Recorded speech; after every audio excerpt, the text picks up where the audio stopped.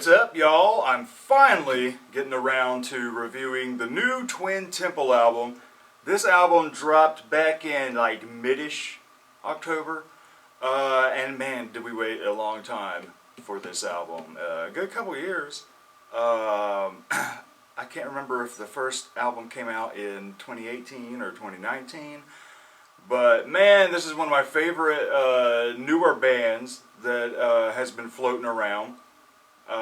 I just love the doo-wop stuff with sort of tongue-in-cheek satanic lyrics and more slutty-ish lyrics and stuff. You can tell they're having a lot of fun, and damn, if the band isn't talented, it's fucking great. Now, a few things. Most of the complaints I've been seeing about this album is within the production.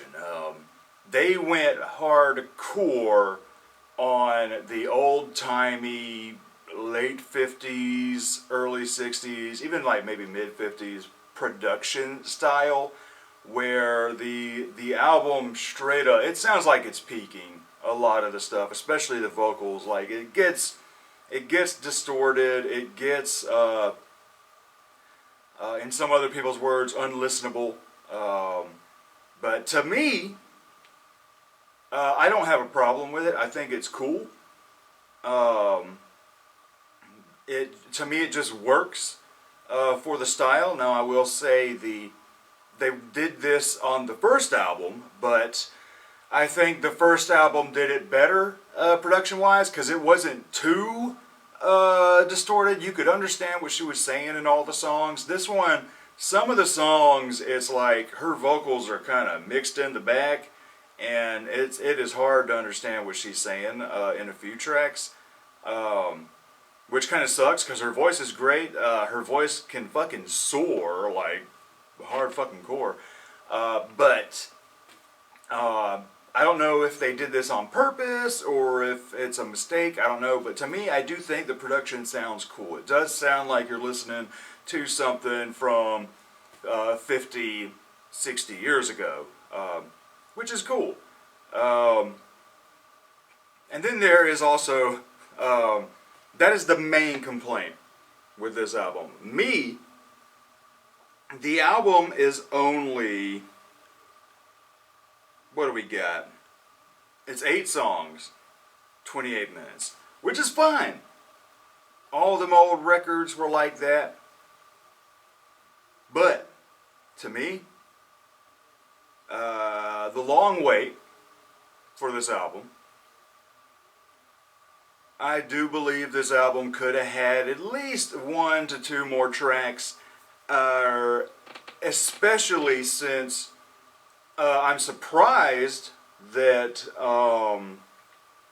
which track is it? Okay, yeah, I'm surprised that Let's Have a Satanic Orgy is on here, but Babylon isn't. Both were released as singles some time ago, but Satanic Orgy is on here, but Babylon isn't. I don't understand why they didn't put Babylon down here. I mean, it fits everything. I mean, it wouldn't be out of place on the album.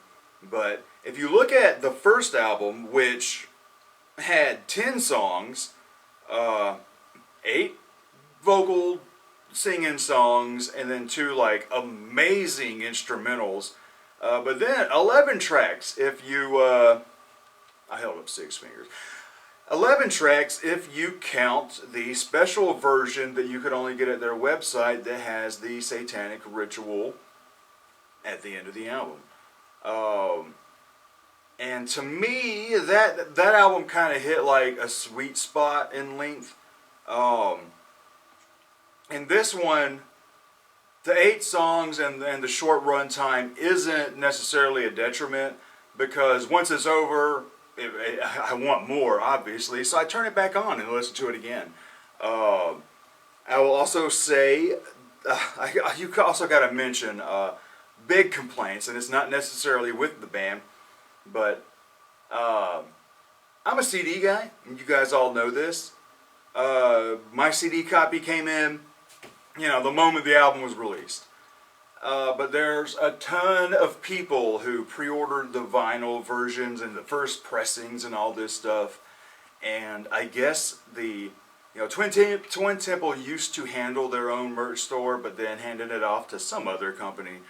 But apparently that other company like oversold the vinyl pre-orders like heavily, and there's been a lot of people who haven't gotten their records yet. And we're in December now.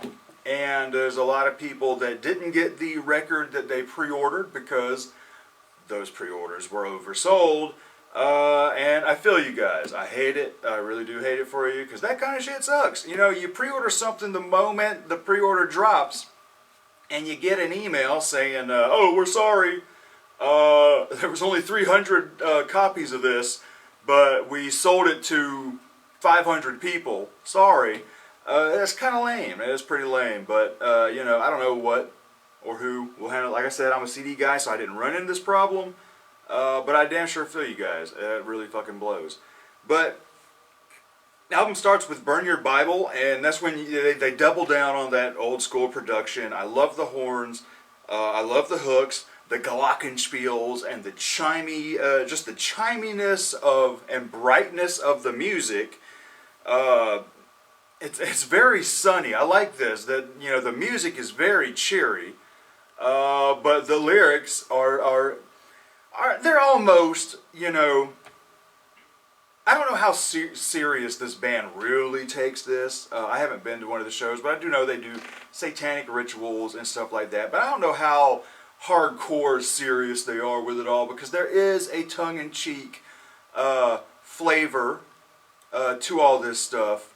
That I do like. It's not like up your own ass satanic shit. Like it's meant to have fun. It's meant to have clever wordplay with song titles and lyrics, and it's also meant to be empowering, especially to the females out there, the ladies out there. It's it's meant to be very empowering, and so "Burn Your Bible" is really good. That was the only. Other than Satanic Orgy, because like I said, I didn't know that was going to be on here, because I normally have a one single listen before the album comes out, because bands now will drop just about the whole album before it's released, and I don't want to spoil any of it for me. So I'm a one single guy, unless it's a new band that I haven't heard before. I might listen to 2 or 3. But yeah, that was the first official single when I knew that it was going to be on the album. But then "Fallen for a Fallen Angel." I like that little bit of wordplay deal, you know, "Fallen for a Fallen Angel." Love the title. I love how heavy they go with the spring reverb on this. Like it snaps, real good on the guitar. And then it's got more catchy hooks, more catchy choruses. It just sounds big, and there's like this. It's another one that's very cheery, and I mean, this album does not go hardcore in any sort of different direction. There's no left turns. Like, I mean, you could complain that it all sounds about the same. You could complain that it blends together, but it doesn't necessarily blend in together to me. I can tell when another song is coming on. Then there's "Let's Have a Satanic Orgy," which I fucking love, with the blump, blump, blump, blump, blump, let's have a satanic orgy. Love that shit. This one hits on like Screaming Jay Hawkins kind of vibes for me. I love the shit out of this song. And it's the one that I said that originally when it dropped, I didn't think it was going to be a single on here, because I was like, alright, are y'all doing another album, or are y'all just dropping random ass singles here and there? Because even on the first album, I believe it was it Satan's a Woman? That wasn't on the album, on the CD, but was a single. I might be wrong, but there was a song that wasn't on that album that should have been, at least in my opinion. So I was like, are you just doing random ass singles and then the album's going to drop? So there's another question, why didn't Babylon come on here? Babylon was awesome. Bye, bye, bye, bye, Babylon. Like, I fucking love the shit out of that.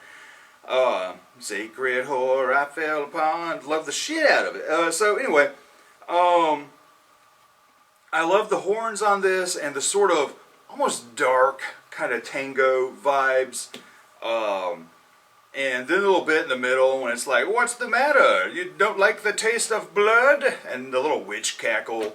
Love the shit out of it. And then when they hit on the classical guitar, man, fucking awesome. I love classical guitar, Spanish guitars, flamenco guitar styles and stuff, and really good, really good. Two Sinners is one that, yeah, this is where I kind of notice heavily that her voice is a little hard to understand. Love the intro with, I guess, the harpsichord, like old school as fuck. I think that's a harpsichord. It sounds like one, but it very well could be a keyboard doing the harpsichord noise.